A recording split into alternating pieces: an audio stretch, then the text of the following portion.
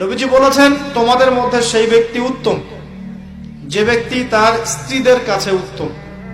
তিনি বলছেন, আমি মুহাম্মদ সাল্লাল্লাহু আলাইহি ওয়াসাল্লাম, আমি আমার পরিবারের কাছে উত্তম। স্ত্রী যতক্ষণ পর্যন্ত আপনাকে সার্টিফিকেট না দিচ্ছে যে আপনি উত্তম চরিত্রের অধিকারী, আপনি ভালো, আপনি সৎ, ততক্ষণ পর্যন্ত জান্নাতে যাওয়া কঠিন আছে। এবার তো মেয়েরা সুযোগ পেয়ে গেল মনে হয়। স্ত্রীদের সার্টিফিকেট লাগবে। বাইরে ভালো থাকা সহজ, বাহিরের মানুষের সাথে ভালো মেলামেশা করা সহজ, বন্ধুদের সাথে, হ্যাঁ, তার কলিগদের সাথে, ওয়াজ মাহফিলে এসে, মসজিদে গিয়ে ভালো আচরণ করা সহজ। কিন্তু আপনার অধীনস্থ যারা আছে তাদের সাথে ভালো আচরণ করা এত সহজ নয়। স্ত্রীর সার্টিফিকেটটা অনেক বেশি ইম্পর্টেন্ট। এই কারণে যাদের স্ত্রীরা সার্টিফিকেট দেয় যে আমার স্বামী ভালো, আমার স্বামী সৎ, আমার স্বামী দানশীল, আমার স্বামী ভালো চরিত্রের মানুষ, ইনশাআল্লাহ তাআলা এই ব্যক্তির জান্নাতে যাওয়া অনেক সহজ হয়ে যাবে ইনশাআল্লাহ।